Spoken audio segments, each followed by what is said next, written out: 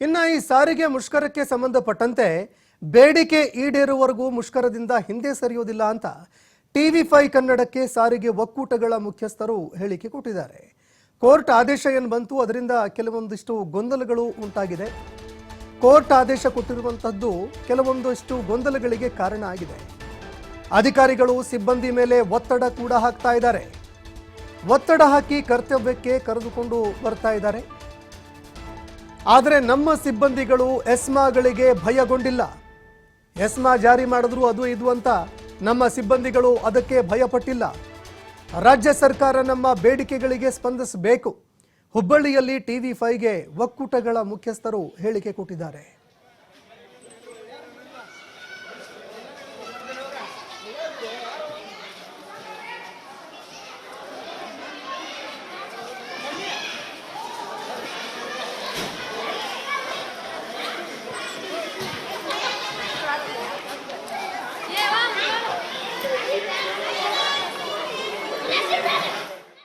ಇನ್ನು ಇದೇ ವಿಚಾರಕ್ಕೆ ಸಂಬಂಧಪಟ್ಟಂತೆ ನಮ್ಮ ಪ್ರತಿನಿಧಿ ಯಲ್ಲಪ್ಪ ಸೋಲಾರಗೊಪ್ಪ ಸಾರಿಗೆ ಒಕ್ಕೂಟಗಳ ಮುಖ್ಯಸ್ಥರನ್ನ ಮಾತನಾಡಿಸಿದ್ದಾರೆ. ಏನು ಹೇಳಿದ್ದಾರೆ ಅವರು ಕೇಳಿ. ಸಾರಿಗೆ ನೌಕರರು ವಿವಿಧ ಬೇಡಿಕೆಗಳಿಗೆ ಆಗ್ರಹಿಸಿ ಇವತ್ತು ಮುಷ್ಕರಕ್ಕೆ ಕರೆ ಕೊಟ್ಟಿದ್ದಾರೆ. ಈ ಸಂದರ್ಭಕ್ಕೆ ನಮ್ಮ ಜೊತೆ ಮಾತಾಡಲಿಕ್ಕೆ ಒಕ್ಕೂಟಗಳ ಮುಖ್ಯಸ್ಥರಿದ್ದಾರೆ. ಅವ್ರನ್ನ ನಾನು ಮಾತಾಡ್ತೀನಿ.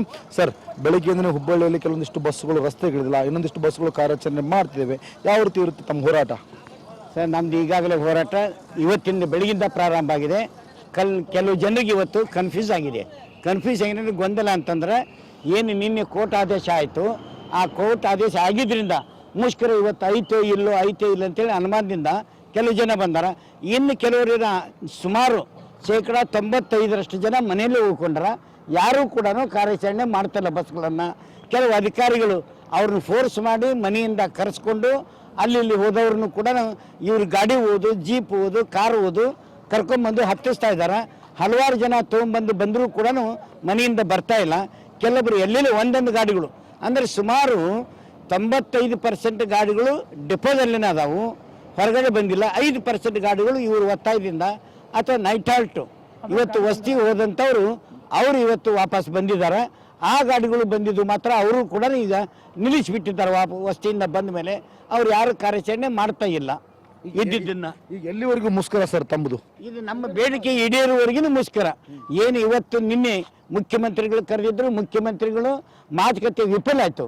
ಮೊದಲು ಏನು ಮಾಡಿದ್ರು ಅದೇ ಮಾತನ್ನು ಅವರು ಮುಂದುವರಿಸಿದ್ರು. ಅದಿಲ್ಲ, ಏನೇ ಇದ್ರೂ ಕೂಡ ನಮ್ಮದು 1/1/20 ಬರಬೇಕಾದ 38 ತಿಂಗಳ ಅರಿವಿಸಿ ಕೊಡಬೇಕು.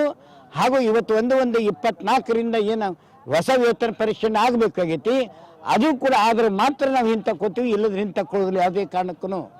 ಮತ್ತು ಯಾರು ಏನೇ ಹೇಳಿದ್ರು, ಎಷ್ಟೇ ಒತ್ತಡ ತಂದರೂ ಕೂಡ ಬರೋದಿಲ್ಲ. ಆದ್ರೆ ನಾನು ಇವತ್ತು ನಮ್ಮ ಎಲ್ಲ ಕಾರ್ಯಕರ್ತರು ಮತ್ತು ಕಾರ್ಮಿಕರಿಗೆ, ಇಡೀ 4 ನಿಗಮದ ಏನು ಇವತ್ತು ನಮ್ಮ ಕಾರ್ಮಿಕರಿದ್ದಾರೆ ಅವ್ರಿಗೆ ಈ ಸಂದರ್ಭದಲ್ಲಿ ಏನು ಒಂದು ಮುಷ್ಕರದ ಕರೆ ಕೊಟ್ಟಿವಿ, ಅದಕ್ಕಾಗಿ ಅವರೆಲ್ಲ ಬಂದ್ ಮಾಡಿದ್ದಕ್ಕಾಗಿ ಅವ್ರಿಗೆ ಕೈಗೆ ಸಲ್ಲಿಸಲಿಕ್ಕೆ ಇಚ್ಛಾ ಪಡ್ತೇನೆ ನಾನು. Okay, thank you sir.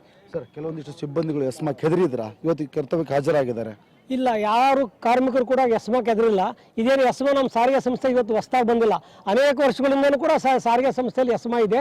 ಎಸ್ಮಾಗೆ ಯಾರು ಎದುರಿಲ್ಲ. ಇವತ್ತು ಅದೇ ರಾತ್ರಿ ಹೋಗಿರ್ತಕ್ಕಂಥ ಪಾಳಿ ಡ್ಯೂಟಿಯವರು ಕೆಳಗೆ ಬರ್ತಾ ಇದ್ದಾರೆ. ನಿನ್ನೆ ಕೋರ್ಟ್ ಆರ್ಡರ್ನ ಕೂಡ ಕೆಲವೊಂದು ಕನ್ಫ್ಯೂಸ್ ಆಗಿದೆ. ಆ ಕಾರಣದಿಂದ ಕೆಲವೊಂದು 2% 3% ಮಾತ್ರ ಗಾಡಿಗಳು ಹೋಗ್ತಾ ಇದ್ದಾವೆ.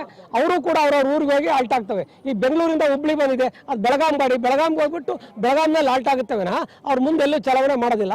ಇದು ಸಂಪೂರ್ಣವಾಗಿ ಬಂದಾಗುತ್ತೆ. ಇವತ್ತು ಮಧ್ಯಾಹ್ನದೊಳಗಾಗಿ ಸಂಪೂರ್ಣವಾಗಿ ಬಂದಾಗುತ್ತೆ. Okay, thank you sir. ನಮ್ಮ ಈ ಬೇಡಿಕೆ ಈಡೇರುವವರೆಗೂ ಸಹಿತ ನಾವು ಇಲ್ಲಿ ಹೋರಾಟದಿಂದ ಹಿಂದೆ ಸರುವುದಿಲ್ಲ. ಈಗಾಗಲೇ ಕೆಲವೊಂದಿಷ್ಟು ಸಿಬ್ಬಂದಿಗಳು ಈಗಾಗಲೇ ಕರ್ತವ್ಯಕ್ಕೆ ಹಾಜರಾಗಿದ್ದಾರೆ. ಅವರಿಗೂ ಸಹ ಇವತ್ತು ನಾವು ಮನವರಿಕೆ ಮಾಡುವಂತಹ ಕೆಲಸ ಮಾಡ್ತೀವಿ. ಆದರೆ ಇಲ್ಲಂದ್ರೆ ಬೇಡಿಕೆ ಈಡೇರಿಸಬೇಕು, ಸರ್ಕಾರ ಮಧ್ಯಪ್ರವೇಶ ಮಾಡಬೇಕು. ಅಲ್ಲಿವರೆಗೂ ಸಹ ಇಲ್ಲಂದ್ರೆ ನಾವು ಮುಷ್ಕರದಿಂದ ಹಿಂದೆ ಸರಿಯುವುದಿಲ್ಲ ಅನ್ನೋದು ಒಕ್ಕೂಟಗಳ ಮುಖ್ಯಸ್ಥರ ಮಾತು.